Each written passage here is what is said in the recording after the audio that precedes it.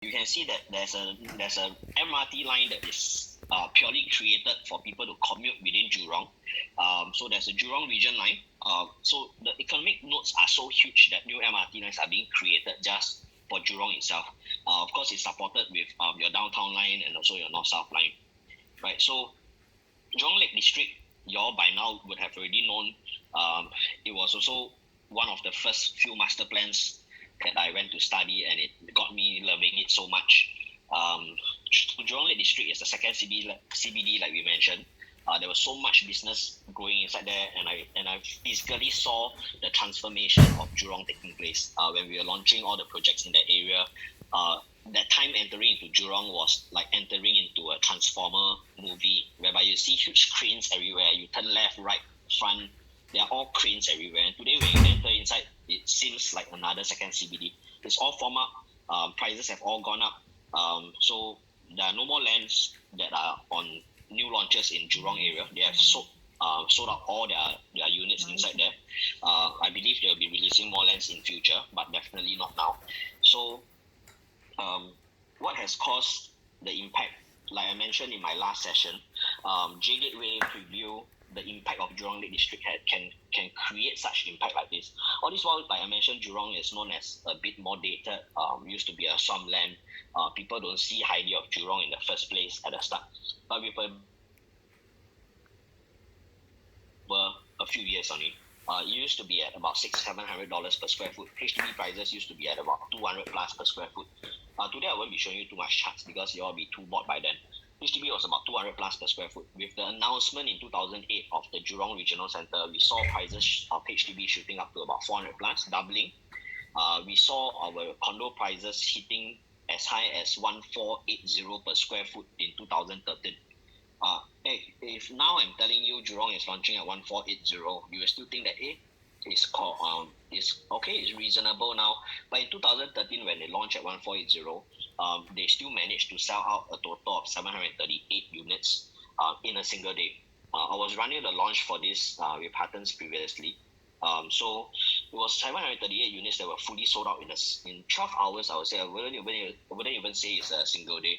Highest transacted at 1778. So people are saying this is crazy. These kind of prices are crazy. But that's the impact of the master plan. So let's look at the performance now. Are they behaving better? Are they making money, or have they paid crazy prices like what others are saying, what the naysayers are saying, or are they making money? So you can see that the average at 1480, the latest transactions, you can see that they are still transacting even higher, ranging from 16, 17 to 18 per square foot. It's still growing because why?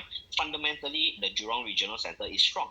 Similarly to your Tampines, fundamentally it is strong because why? You have businesses in the area, you have banks moving in, government agencies supporting with moving their offices in.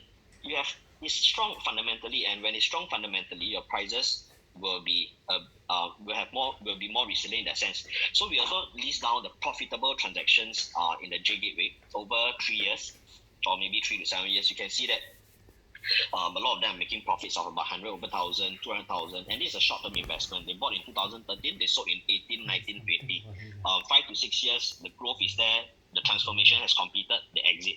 So this is the same point I'm talking about. It depends on where you are buying and why you are buying. So when we bought into J Gateway as well, so I have a unit there, I sold it off. We made about 100 over 1,000 as well for one bedroom. So we bought and we exit. Why? Because we saw the entire formation of the Jurong Regional Centre and we pull out. So is it the best time to pull out? I don't have a crystal ball, but I will look back. If I'm happy with my profit, I will go. If I look back, I will never be happy in life, right? So these are the highest transactions of the impact. Even after they have sold at record price, it continues to break record in 2019 and 20 as well. In the whole development, there's only one unprofitable transaction that I shared the last round. Loss of 9,004. I really don't know why this person would sell at a loss. I don't think it should be at a loss. Maybe it's a part purchase decoupling that was done. We don't know. So now the Jurong story is over. What is next? There are three major industries that we should be looking at in the future of Singapore. I mentioned just now aviation. Second, everybody knows globally is innovation. Innovation is extremely important, so important that they even created an entire coastline called North the land of Tengah that has been kept for so long is now being released into Jurong Innovation District. How is this going to link? The Innovation District is going to be the key test bed and support to your Jurong Lake District, your regional center, and to your Tuas Megaport. So because your Tuas Megaport is going to be a high-tech port it's supposed to be number one in the globally. So Jurong Innovation District is built just to tie in together, and that is where you want to be, right? Innovation District is where you want to be, and it's just beside NTU. I'll share with you more. So this is the part where we say it's used for advanced manufacturing. You'll be served by 6 future regional lines. This is an artist's impression of how the innovation district will look like. So that's not the end of Jurong. Jurong has even a bigger growth story, and this is one of the key focus in 2019. So you can see here that how they are linking to the rest. The districts are linking to Tuas checkpoint, 5 minutes to your industrial estate, only 10 minutes to Lake District, and 30 minutes to your megaport, right? So this is what we call advanced manufacturing. Remember, I briefly mentioned not to be too scared or shy to shy away from industrial lands too fast, because we are moving into advanced manufacturing. We are moving into industry 4.0, like what they say. So Jurong Innovation District is a promise that industries can innovate and thrive within Singapore City, right? And I took this from EDB. I wanted to find out how strong and how important is advanced manufacturing to us in Singapore. So when I took this from EDB, I realized that we are huge. We are ranked number 2 worldwide for the readiness of future production report. We have committed 3.2 billion in R&D for advanced manufacturing and engineering. And even Alibaba has said that we have we are the key AI hub. So EDB also released this, that Singapore is the number 1 of the top 10 locations for AI and robotics investment. And this is important, meaning the world is looking to us as the key hub for AI and robotics investment. And that's where your innovation districts or innovation areas that have been catered are going to be so important in the future. Why? Because globally, they are looking at us on the aviation portion. Globally, they are also looking at us in the AI and innovation portion. So as the businesses start to form in, what will happen? You know what will happen. Your tenant pool will increase, your demand in the area will increase, your prices may also increase. Other than just the master plan, right? So what I want you to think one off. Why do I say that? Is because a lot of people cannot visualize how Jurong Innovation District will be, how industrial land slated for industrial will look like. You won't have chimneys with smoke coming out anymore. Those were the past days. Think about One North. I think it's going to be even bigger or better than One North, because One North has been formed quite many years back.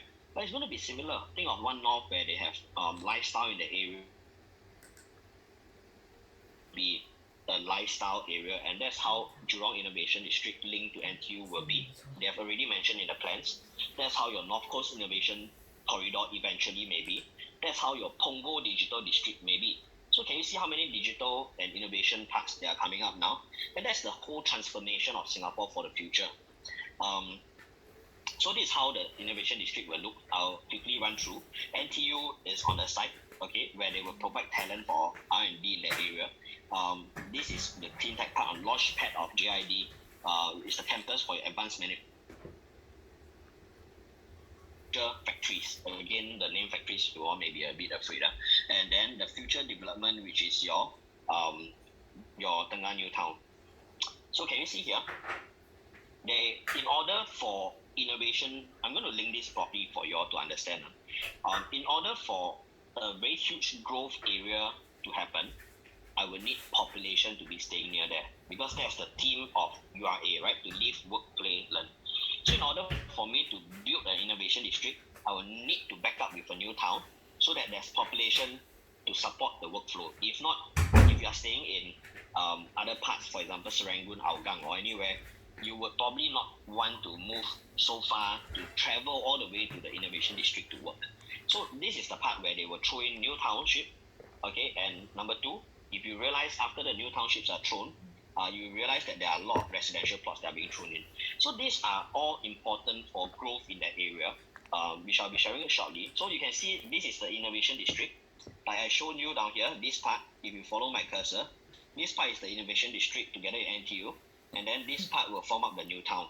So what we are calling Tengah New Town is the first new HDB town in 2 decades, meaning in the past 20 years, we have not seen a new HDB town. The last one was where Punggol. So, like I mentioned, it depends on your timeline of investment or whether is it for homestay. You have seen how much Punggol have grown over the years. Tengah is probably going to behave the same way, probably stronger because it is being announced together with the Innovation District. Punggol, on the other hand, was announced on Punggol first estate and then added on the Digital District later. So this is a bit different in that sense. Then I found this. Sidley was also asking, is Tengah going to be the next Punggol? One is a forest town, one is a waterfront town, one have Digital District, one is Innovation District. And they have listed the growth maturity of Punggol. And this was sold by one of our SI agents. Record price of 910,000 for a HDB loft unit. So what could Tengah be? Which is why you realize the government is pushing a lot of BTOs into Tengah area now, right? So you can see from this map, how does Tengah impact the rest of the areas in that sense? With a new township coming in and the Innovation District that is here, this part is most likely going to be majority BTOs before the private will come in. But this is going to be a new township by itself. I would like to say that once you move out of this township, your Bukit Batok area. So that is where you will find current new launches because this is a new township, nothing is built yet. The nearest, this is the next part that is after the new township is formed. So in Bukit Batok Precinct, you have some of the new launches in the area, for example, like Le Quest. There's going to TOP in, I think it has a TOP, I think they have already TOP, or probably in the next 1-2 months. It's a one and only mixed development in Bukit Batok. So you can see these are growth stories that will indirectly or directly impact the condos in that area shortly. And also if you move slightly outwards into the Hillview area, which is around here, that's where you will find projects like your Mont Botanic, which is a freehold. They're selling almost at leasehold prices, Mont Botanic. Freehold selling at leasehold prices. Then you have Daintree and the rest of the condos inside. I'll share with you a bit on the slides later. But this is how the Tengah new estate will impact some of the launches in that area, right? So like I mentioned, there are BTOs coming into Tengah. You realize that they are shouting a lot into Tengah now, and they're pushing out BTOs. And can I share with you this? In 2020, if you realize the upcoming launches, it took precinct moving further down, you have realized that there are going to be a lot more launches in 21 and 23, District 21 and 23. So you can see in 21, there are already a few coming up. Of course, one of the upcoming star after Circuit Breaker, the launch will be Foret at Bukit Timah. It's something that you want to be looking out for. You can get details from our agents as well. And then for future supply, can you see? Again, in future supply in District 23, they have thrown in new lands for government land sale, Dairy Farm and Hillview Rise. And they have thrown in 2 in this area because why? It's all in line with how the master new lands will be released, BTOs will be released. So this is a new formation altogether, and that's something that I feel will have impact the Western region days after your Jurong Innovation District. So let me quickly move into the Western region. Sorry, not Western region, the Tuas Terminal. I talked about Jurong Lake District, we talked about Innovation District. In the Tuas Terminal, we saw how huge the transformation and the formation of Changi Airport was, the consolidation of the airport was. Now let's look at how huge this consolidation of the Tuas Terminal is. I like to look at this photo because you can see every small little one is one container, and you know how huge the container is. This will tell you the sheer size of this entire port. It will leverage on advanced automation. They can handle more than 65 million of these containers to be fully operational by 2040, twice the volume. Okay, so over here you can see that this is the plan for the Greater Southern Waterfront, which I will share more details later. But there will be a boost of Singapore's global maritime hub. You may say, hey Ken, Tuas is 2040, a bit too far. That's why I say timeline is important, but actually what I want to bring your focus in is not into Tuas area. You have enough Innovation District to support the growth already. Tuas can be a very big backup for you if you need to, but what I want to be looking at is in your Pasir Panjang area, right? This is also what I consider in the Western western part, southwestern part of Singapore. So what is going to happen? In order to consolidate the ports, they will shift the central ports. They have now all shifted to Pasir Panjang. Eventually, Pasir Panjang ports will then shift progressively into Tuas, freeing up lands along this entire coastline, which eventually will become the Greater Southern Waterfront. Right? So you can see here that this is how Pasir Panjang port used to be. They have extended phase 3 and 4 already. Now they are forming like a half. Okay, I don't want to mention it. So that is what they've been forming. This is how the satellite image looks like. Used to be like that. Now they have formed up to be like that. This is to take on the extra ports from your central ports of Tanjong Pagar Terminal and Brani Terminal. Right? So this move is actually quicker than what was planned for. So we expect the relocations to be ahead of time. The faster it is, the better for a lot of things to happen. So it's also better for urban planners to take on the land earlier. So by right, the lease was supposed to be expiry, City Port to be expiring in 2027, but they are ahead about 10 years. 2017, they have already shifted all to Pasir Panjang already. So what will happen to Pasir Panjang? Pasir Panjang is where Kent Ridge Hill is located. That's probably the only new launch in the area now. I mentioned in the last seminar that the Pasir Panjang area has already 100 square meter ruling, whereby you will no longer find 1 and 2 bedrooms in future compared to, because it is one of the 9 areas that is ruled by an average average size of 100 square meter. The rest of the country is at 85. The central region has no restriction. So there will be decreased number of units in Pasir Panjang, which gives you very good density in that area and limited 1 and 2 bedroom. So if you are still looking at 1 and 2 bedroom for Pasir Panjang to enjoy the Greater Southern Waterfront, like I'm talking about the freeing of the ports, then Kent Ridge is something you ought to be looking at. So what will happen during this period of time before Pasir Panjang moves off to the Tuas?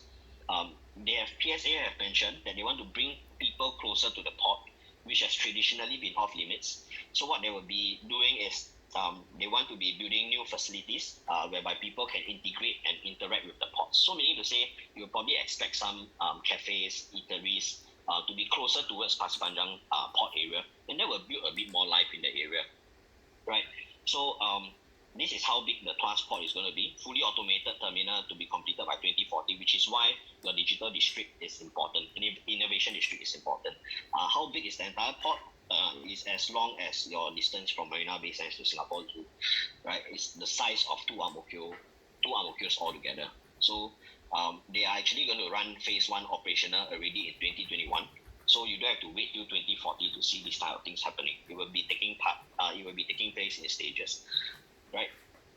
Right. So there's so much transformation in the western part. A lot of people thought they are done and dusted because Jurong Lake District is over. It's not. With 2019 master plan, they have 2 bigger nodes that are coming up, very key economic nodes that are located in the east, aviation. In the west, you have Tuas, and you have also the innovation district.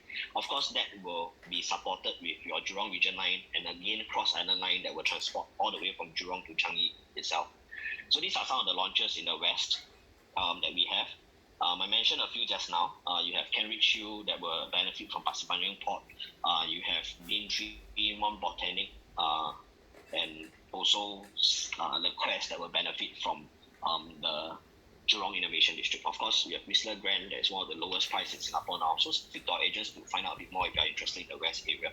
Okay, so now I'll move into the north and northeast, but can we have a short 2 to 3 minutes break? I'm just going to the toilet. I drank too much. So hang in there. I'll be back in a short while. 2 minutes. Can I type something? Can. 会不会跑掉啊 Just You start first 不要啊 divide into 2这样 divide into 2 session 也是好咯 Yeah. Make it short 嘛 Yeah.